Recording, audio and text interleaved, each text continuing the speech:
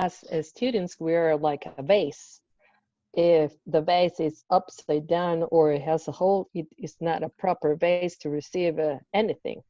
Mm-hmm. Is this the same type of vase you referred in the first No, empowerment? that's different, slightly different. That's just a metaphor. Okay. Yeah, Tibetans love their vases. You know, they use vase to explain everything. Okay. It's also a topic of that they use in debate. You know, like, does this vase have an essence or not? It's another favorite one.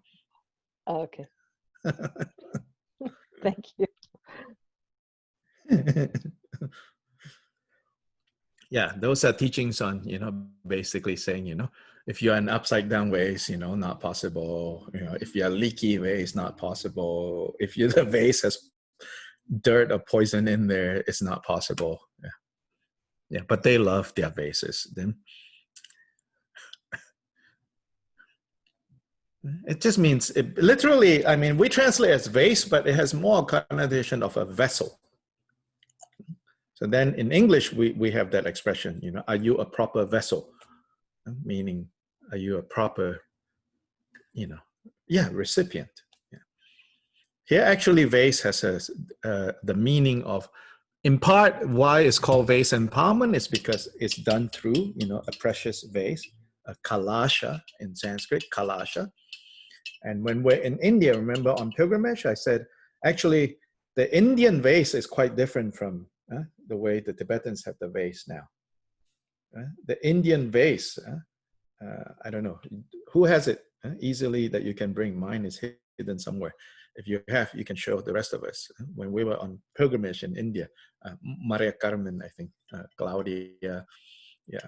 So, yeah, okay, Antonio already beat everyone to it. So that's like the Indian vase, yeah.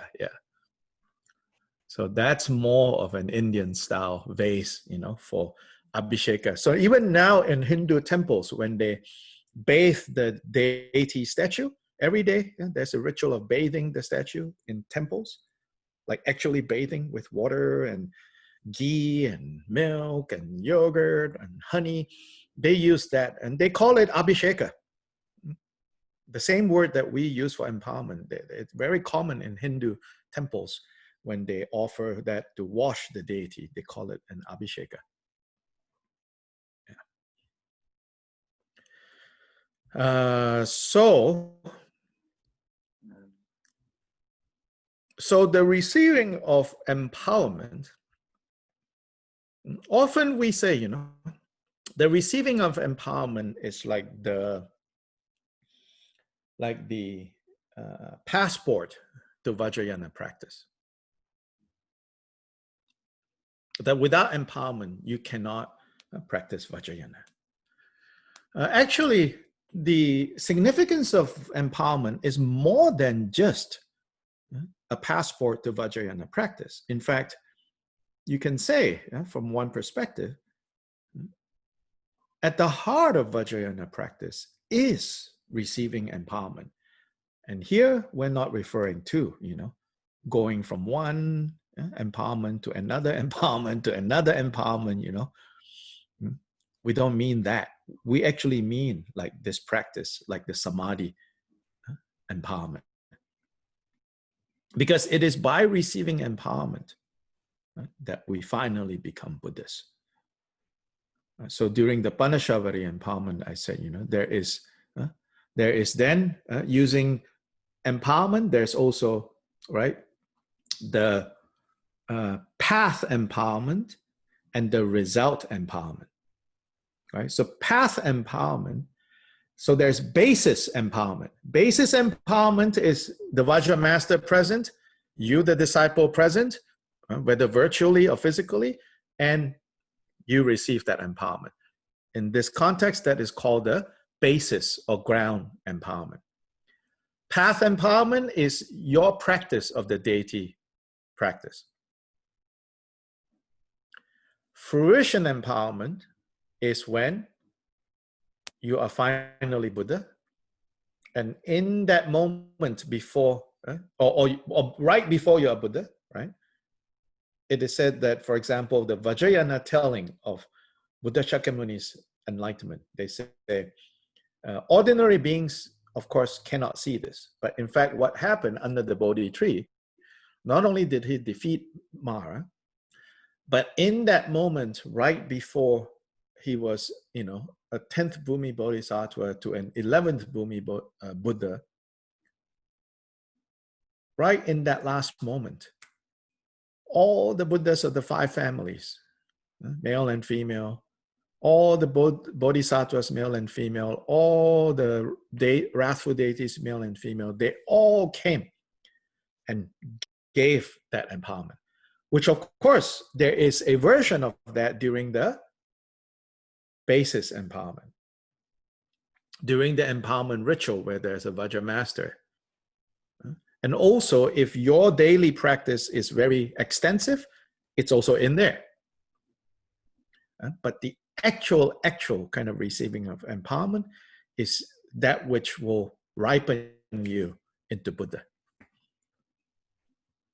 So in fact, empowerment is not just like a passport, like a key to Vajrayana. It is the path of Vajrayana. And specifically, these 4 empowerments are necessary. Now, these days, almost universally, when you go to an empowerment ritual, whether these 4 empowerments are explicitly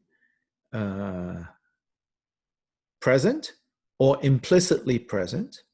So let's just talk about an empowerment where these 4 are explicitly present, okay? Then often what happens is, in one session, you receive all 4 empowerments. Well, at least the ritual for all 4 takes place. So the vase empowerment at first. And typically what you will expect to see, and sometimes this is done over 2-3 days, sometimes 2 days, sometimes 1 day, sometimes within a few hours. So the first empowerment is given, as it is called, vase empowerment. So there will be a vase. So put on your head while you visualize something, pour water and you drink, vase empowerment. Then secret empowerment. For secret empowerment, often what you can expect is some consecrated blessing. Usually alcohol is used, sometimes milk is used, sometimes honey is used, some liquid in a skull cup. So that is the basis, usually, the material basis for giving the secret empowerment.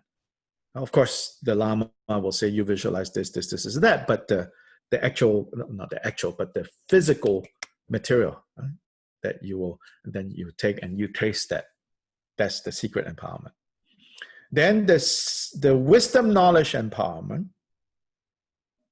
Now, often what you can expect in that empowerment is the Lama will hold up a card. And usually it's a card of a picture of a Dakini. Right? And they'll say, this is the wisdom consort that you take. And imagine like becoming one with the wisdom consort. And that's how wisdom knowledge arises. Of course, this is a male-centric, being given a Dakini. If this was less male-centric, then maybe it will be given, 2 cards, you choose, whether it's a male or a female wisdom being, that is the one you unite with. Yeah. Then the 4th empowerment, what you can expect usually is the Lama either saying some words, especially one particular verse, one particular stanza from the Hevaja Tantra is very common, or the Lama might hold up a crystal or a mirror and use that as the way to give the fourth empowerment, or the word empowerment. Then within these four empowerments, in very elaborate empowerment rituals, in each of them, there could be divided into 5 subsidiary empowerments, 7 subsidiary empowerments, 13 subsidiary empowerments. Further elaborated, usually under the vase empowerment, that they're divided into 5 or 12 or so, like under the vase empowerment, usually when it is subdivided, the upper 3, usually I'm trying to think, have I,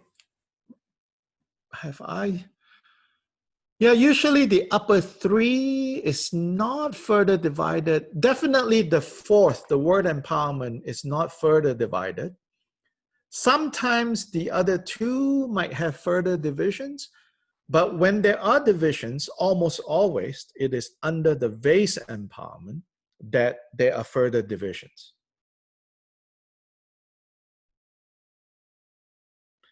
Why is that? Because the vase empowerment is the empowerment that introduces to the students the pure, pristine nature of all phenomena.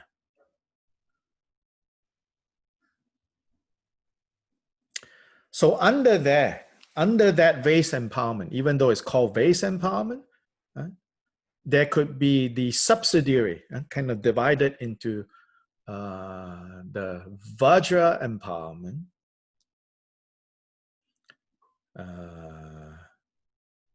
the jewel empowerment, the lotus empowerment, the cross Vajra empowerment, and the wheel empowerment.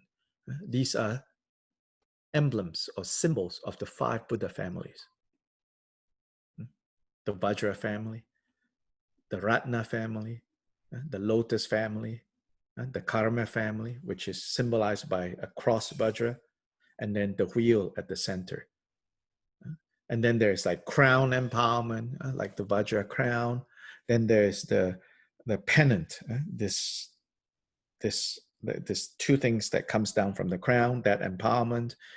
Then there's also like the Vajra master empowerment, and so on and so forth. All those are under the vase empowerment. These are further divisions. Because, so in part, that is why Judaism says the vase empowerment for our purposes, for the purposes of disciples, the vase empowerment is most crucial for us. Because it is from there that we are taught, that it is revealed to us the nature of, firstly, our own body and mind. So let me read to you from this one text.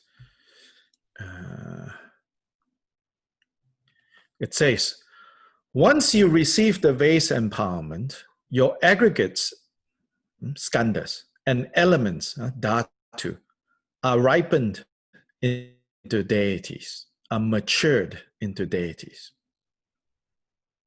And when you correctly understand the symbols and the meaning of the generation stage or the development stage of deity yoga and put them into the practice, the seed of Nirmanakaya is sown. So that's one. There is another place. Let me see if I can find it.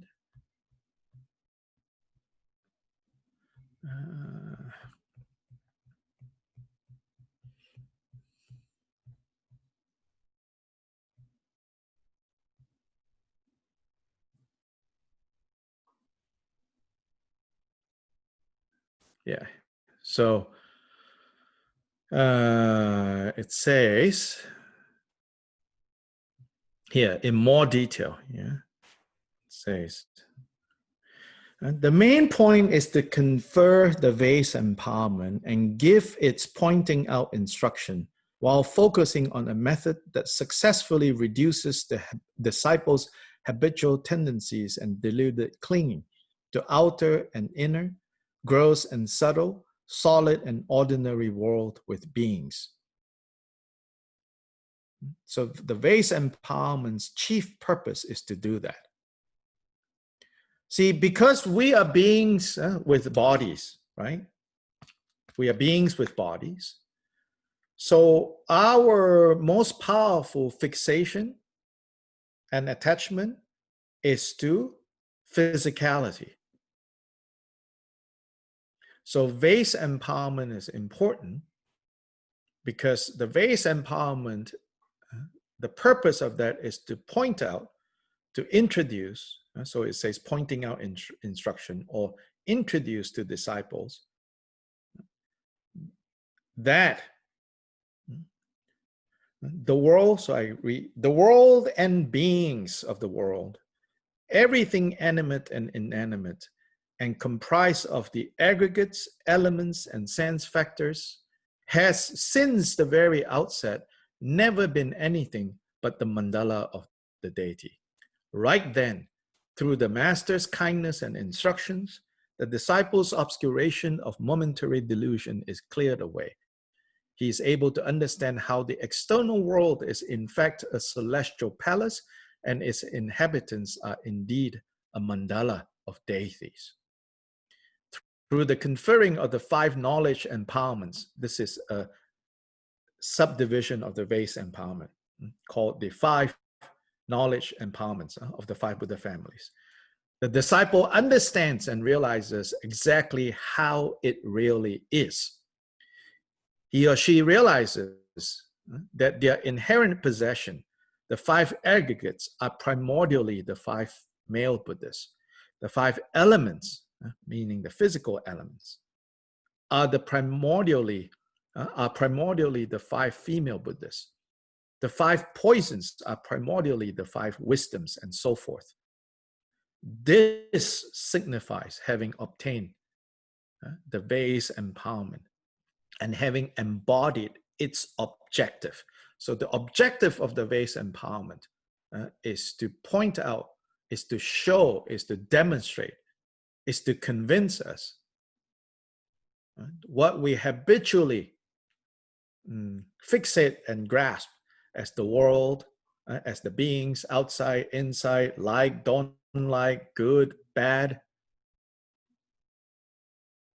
pleasant, unpleasant, that they are all nothing but primordially the mandala of the deities.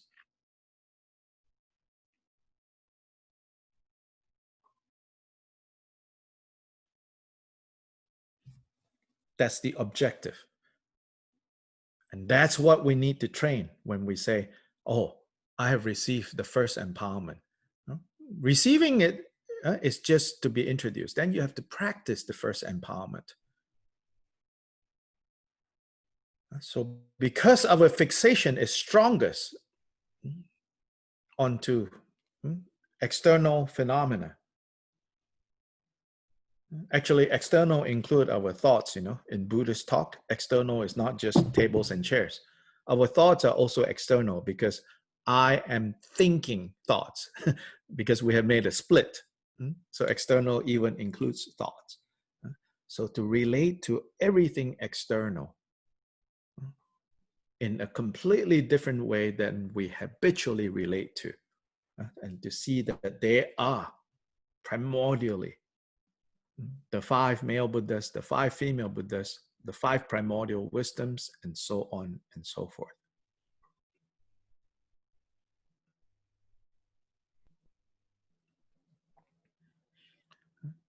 This text goes on to say, in fact, it is necessary to purify our karmic perception of everything outer and inner, the world and beings, as being ordinary and solid. Then he says, consider the methods and the tendril necessary for this to occur.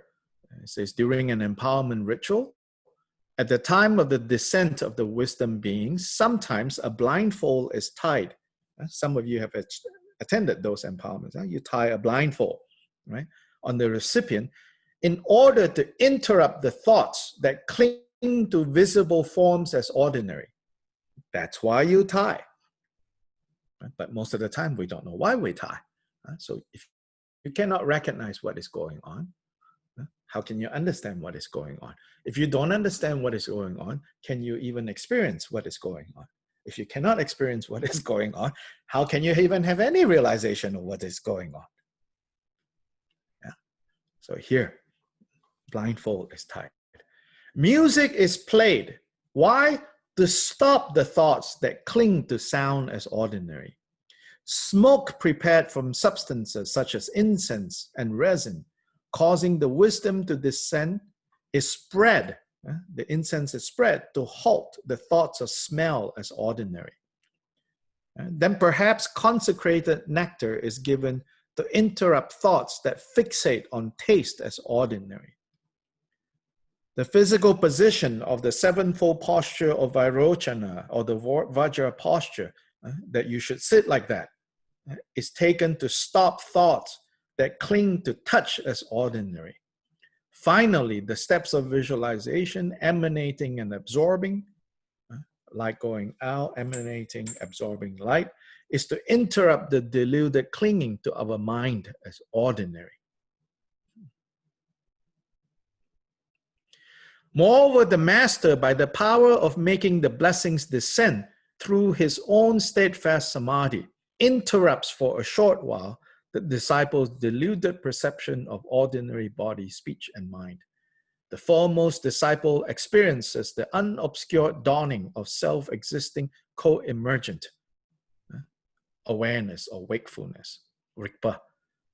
The next best experiences pure perception with overwhelming and intense devotion, while the manifestation of experience blazes forth. While the disciple of the least caliber should at least feel slightly exhilarated. Ooh. Should at least have that. But better than that, right?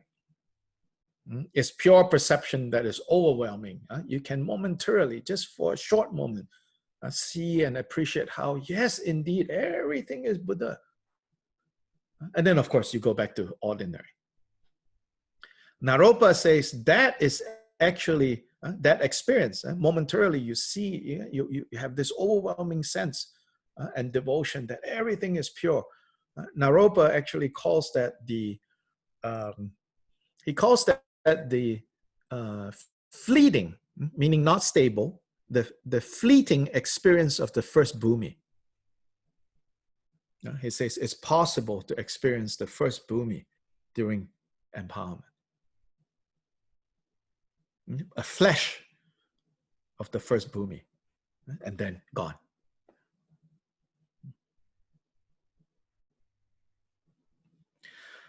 The combination of these different meditative visualizations and skillful means, so meditative visualization on the disciple side, on the master's side, using his or her meditative concentration to bring about this happening, and skillful means, meaning all the different objects, burning incense, blindfold, all of that, evokes the wisdom that is the nature of empowerment within the disciple's mind. So in the end, it's not that something is added, it evokes, it uncovers the nature of the empowerment which is within the disciple's mind. The seal of the empowerment is given to point out that has been brought forth, to stabilize it and to assure that it will not depart from its nature. And this is what happens, usually at the end of usually when the wisdom beings have descended, then the master holds up a vajra and say, Tishta Bhadra, Tishta Bhadra, Tishta Bhadra. That's the seal. Using the vajra to seal up, to block these from deteriorating. If the nature of the empowerment has arisen in the disciple's mind, then he has received the real empowerment, regardless of whether the superficial articles of empowerment are placed on his head. Moreover, so this line here, very clearly answers all those questions about, can you receive empowerment virtually? Yeah, of course, because it's not about what's put on your head.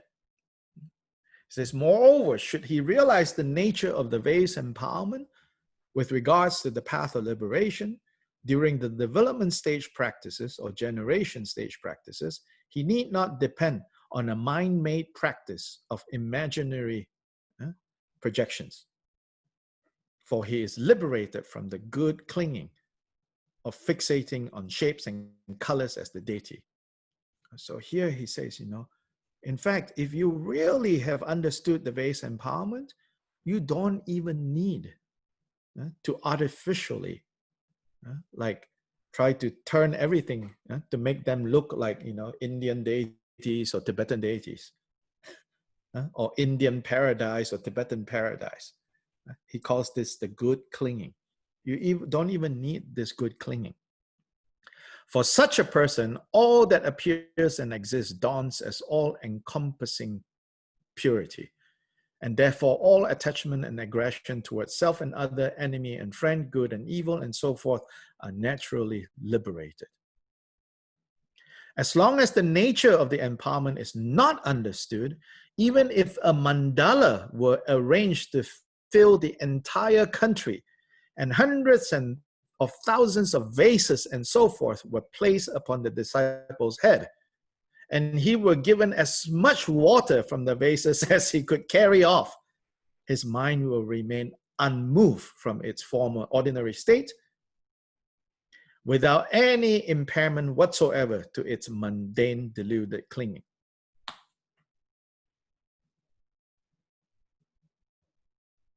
Again, this answers that question. Do you need to be physically present? He said, you can even make a mandala as big as the whole country and has hundreds and thousands of vases. In other words, all the ritual objects arranged fancy everywhere, and put it all on the head of the disciple. And you give water as much as he can drink and even take home to fill up a swimming pool. It's not going to do anything. Because empowerment happens inside.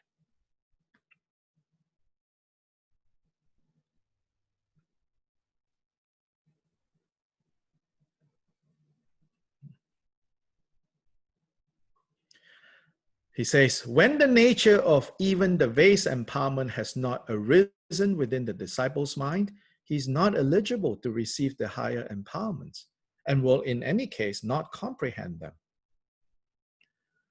So he is criticizing the practice, and he says, I myself also do it later in this text. This is a book by a 17th century Kagyu Nyingma master, Tsele Naso Rangro. This particular book is called Empowerment. So if you want to learn more, this book, you got to read slowly and carefully. It's a very advanced topic, but it's really good.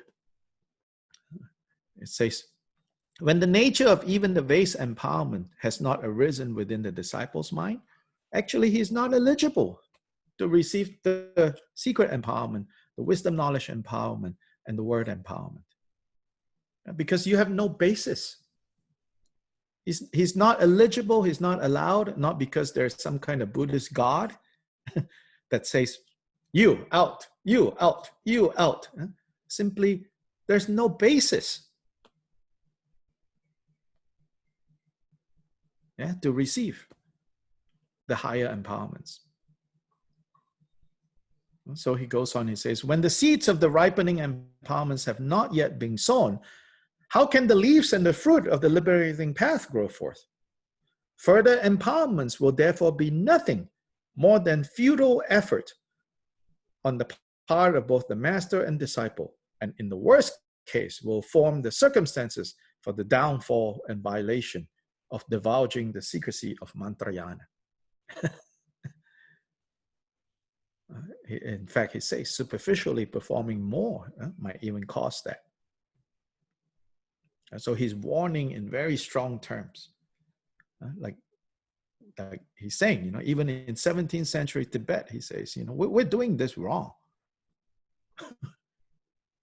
He says, on the contrary, when the auspicious coincidence or the auspicious interdependence, that's how we translate it, not coincidence. That sounds too accidental. This is interdependence that Kyoba Rinpoche talks about so much. When the auspicious interdependence of master and disciple, suitable vessel and nectar come together, the vase empowerment does ripen the body of the disciple, does mature.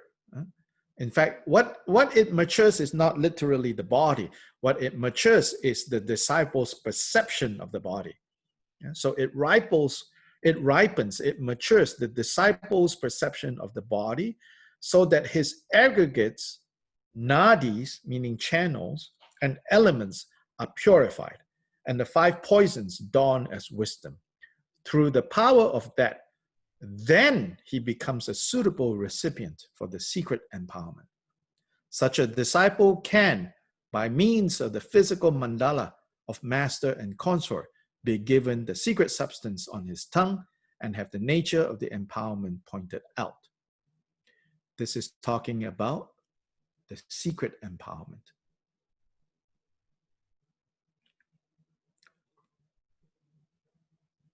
It says, until the disciple has.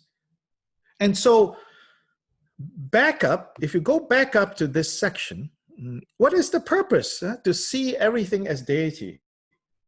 Sometimes we also get confused about that. We think, oh, that means so that we can fly around, ooh, deity, right? No. Yeah. The reason why, right? The practical reason why we should perceive everything as deity, everything as pure, is so that, right? Is so that we give up the habitual tendencies and deluded clinging to outer, inner, gross, subtle, solid, and ordinary world. Fixation is released. Entanglements are released.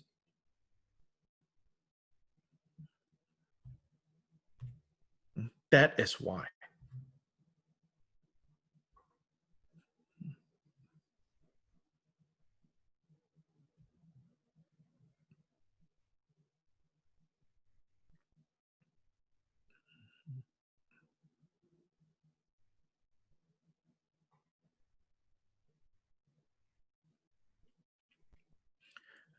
He goes on, further, he says, even people like myself, so-called lamas, who have not yet even taken to heart the correct meaning of taking refuge, sneak about like mice, feigning the virtuous appearance and conduct respected by common people, while in our hearts we aim at nothing other than material goods and income.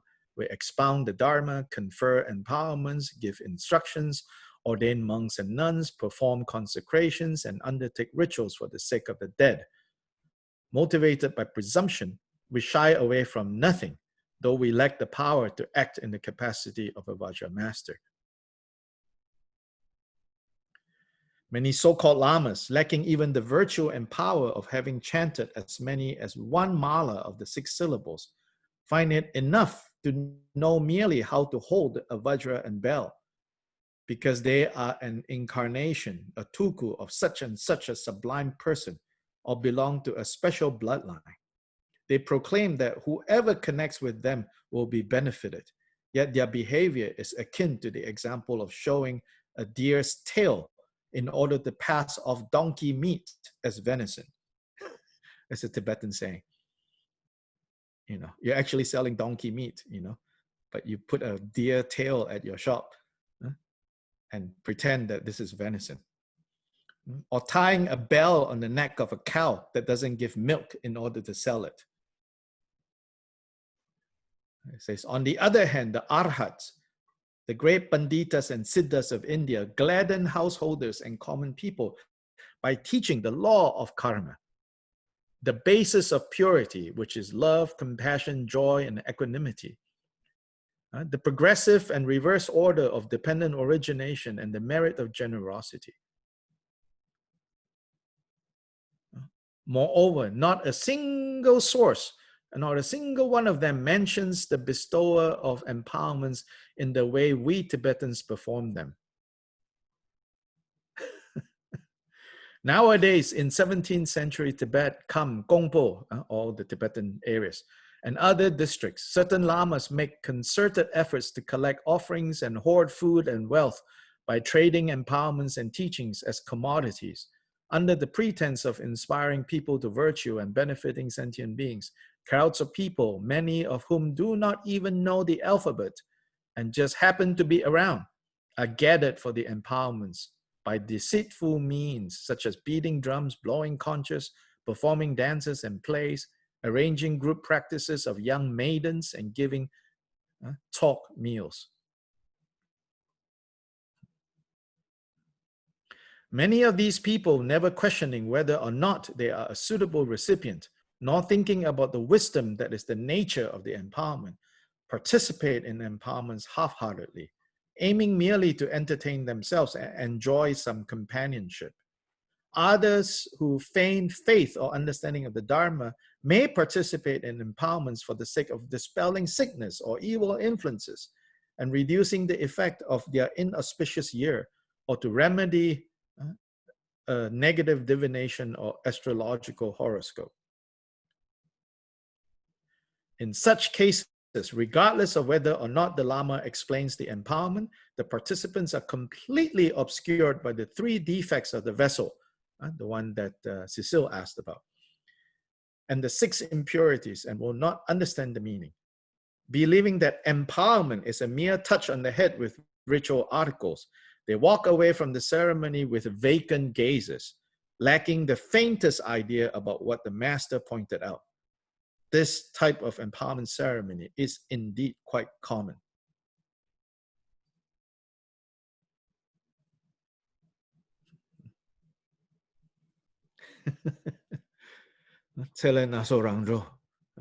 Do not mince words, he says.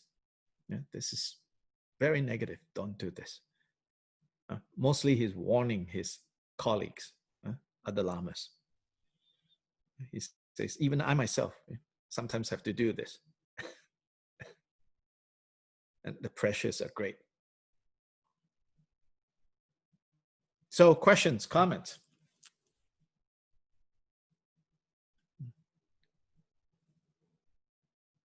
Yes, I should have taken this class before taking so many times higher yoga tantra initiations. Really. Sure. Yeah. Yeah, I should have listened to this class before taking so many empowerments. But it's okay. It's okay. It doesn't mean, I want to emphasize, it doesn't mean now you stop taking empowerments. No. What I mean is now I understand. Maybe I needed to take them before to make me study, understand what was going on. Yes. I don't feel like I wasted my time, but now I'm beginning to understand what really happened. Right. I have to listen to this class again. Yeah. So the vase empowerment, is the first one that we need to work on. So, okay, now bring it back to the practice that we are going to be focusing on. So the first few times I will talk more on this practice, just as when we did the Guru Puja. So that, we can do the practice more properly. Then we can, then of course we will go back to Gongchik. The points raised here, very similar to how when we go to the Gongchik and look at the secret mantra section, some of these points will come back up again. So here, linking it back to the Samadhi empowerment practice, so in a way you can say, there are the 4 empowerments. So for us, mostly, we stay with the first empowerment that we need to work on more. We need to work on understanding recognizing, right, what that first empowerment is. Then understand the meaning of that empowerment. Then try to experience that empowerment. And then maybe some kind of realization can arise from time to time. So at the bottom of page 5, from the point between the eyebrows of the father and mother guru, so from Chakasamvara and Vajavarahi's forehead, this point, this light, white light emanates and dissolves between your eyebrows, your own spot. And so it goes to the center, not just on the skin surface, yeah? Because the center of the channel, the chakra of the channels of the nadi is inside the body. And with that, obscurations of body are purified and the supreme vase empowerment is obtained. Then you need to have the confidence, the conviction, I am the exalted body of the union of all Buddhists. The identity of appearance emptiness. So identity of what? Appearances, which is empty on the one hand, and the mandala of the deities. They are identical. They are inseparable. That is the key point of the vase empowerment. Then we meditate there.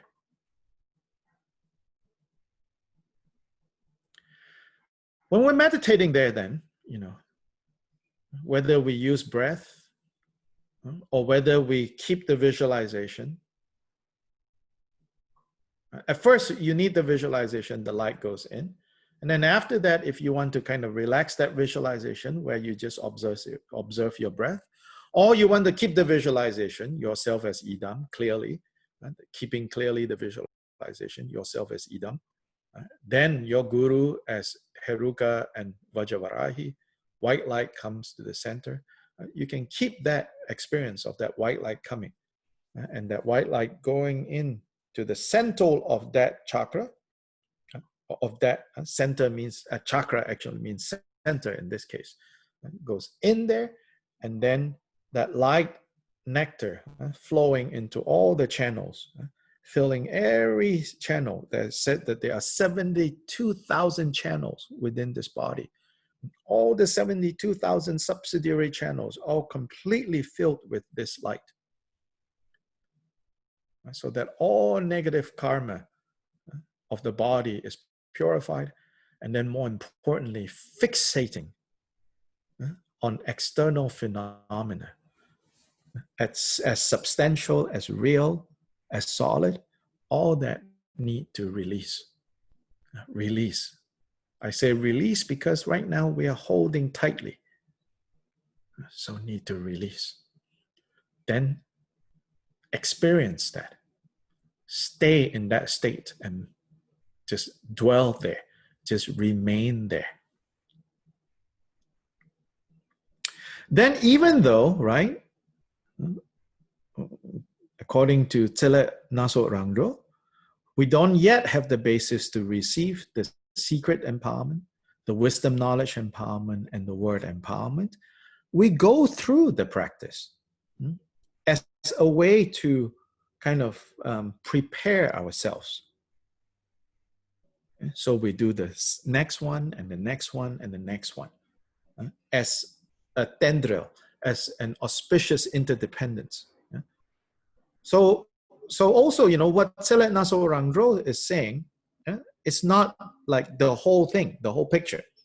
He's making a point. And it's an important point, which is if you don't have the realization that should arise from training in the vase empowerment, then you don't have a basis of truly receiving the second, third, and fourth empowerment. And the receiving of the second and third and fourth empowerment, especially second and third, there are, kind of various points of details that we, if we want to actually be able to receive that, there are things that we need to kind of be aware of or understand. Yeah.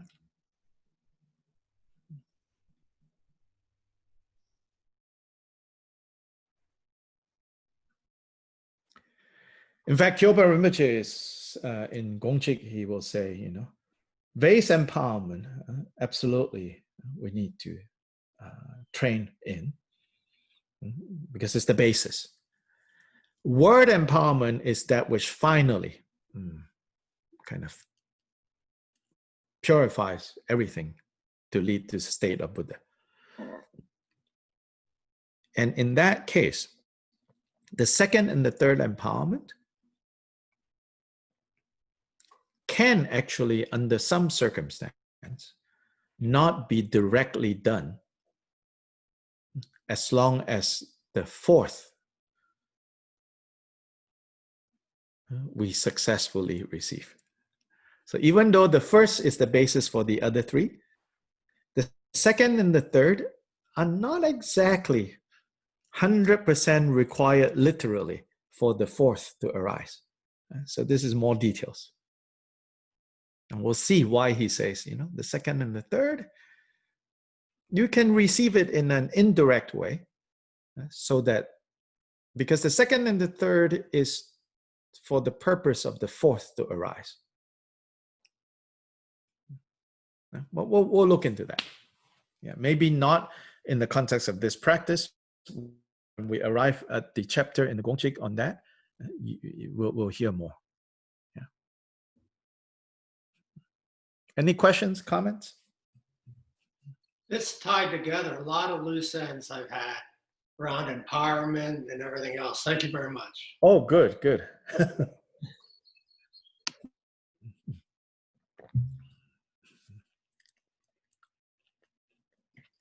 I also think you're talking about early on about removing or scattering and then filling up. Mm-hmm. And the fact that people do this many times a day, Mm-hmm. that's what to use this practically. Yes. When we confront a situation, Exactly. we need to empower Exactly. ourselves. Yes, that's how we empower.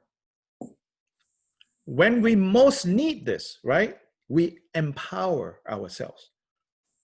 So Samadhi empowerment is a form of self-empowerment, directly receiving from the Guru. Yeah, so throughout the day, when you become fixated with a situation, you become fixated with a problem, you become fixated with an object of desire, this is when you need to apply your vase empowerment. So not practice in like, okay, now sit down, ring the bell, play the drum, and call that practice. Yes, that is a form of practice. But Kyoba Rinpoche's emphasis is more beyond forms, beyond tradition, beyond culture. The mind has to directly be touched and transformed.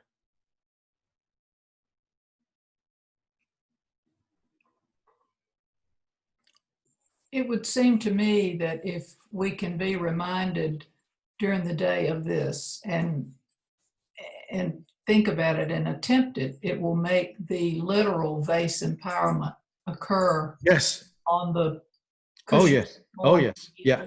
Yeah.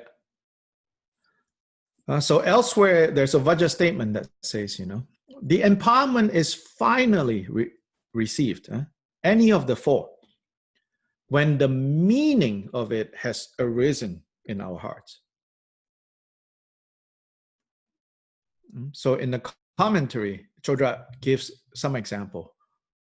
It says that Geshe Potowa, one of the great Kadampa masters, 30 years after he has been a monk, one day he said, today I have truly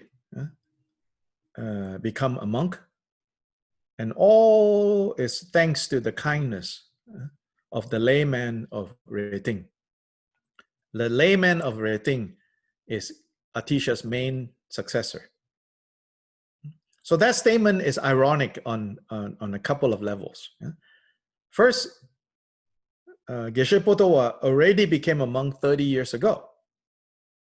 But he says, not only now, not until now, which is 30 years later, did I truly become a bhikshu, right?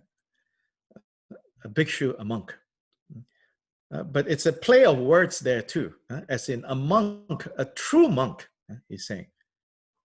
Meaning like the purpose of becoming a monk, the purpose of becoming a monastic is so that complete renunciation has arisen.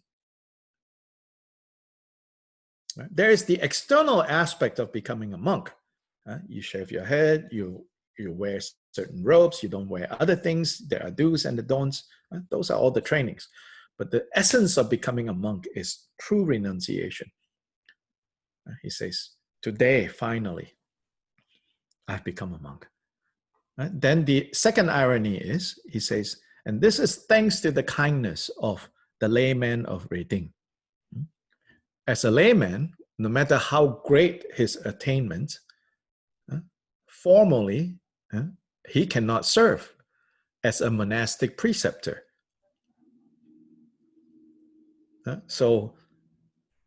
But why Potowa says the kindness of the layman of Reding, which is the person that most inspired him to develop renunciation, was his main teacher, the layman of Reding. So not so much, right? The monastic preceptor that cut his hair, gave him the vows, gave him the rituals, all of that. But the example of his root lama, which is the layman of Reding. Reding is the monastery, or the, not monastery, I guess, because he's not a monk. He's the head of that community, Reding. And then same, Gampopa, 6 years, I think, after he received Chakasamvara empowerment from Milarepa. And then he said, and today, through the kindness of my Lama, I received the empowerment of Chakasamvara without leaving my cushion. So meaning he's saying, no, I did not travel to go see Milarepa. In fact, 6 years ago, the ritual, I went through it. But it's 6 years of, diligent practice that now today I have received that empowerment. So all the empowerments that many of us have received many times, they are fine, they're good. Now we need to actually work on truly receiving them. Then you can say, 45 years later, finally, I received the empowerment. Maybe I would say even for some of us, right now, this session, you receive a little bit of the empowerment because some understanding has arisen. So by Gilbert Rinpoche is saying, that means, now you're a little bit closer. So we dedicate this merit. Chanju Semjo Rinpoche Ma Kye Pa Na Kye Gyurji Kye Pa Nyam Pa Me Pa Gone Gong Du Pel War Shu.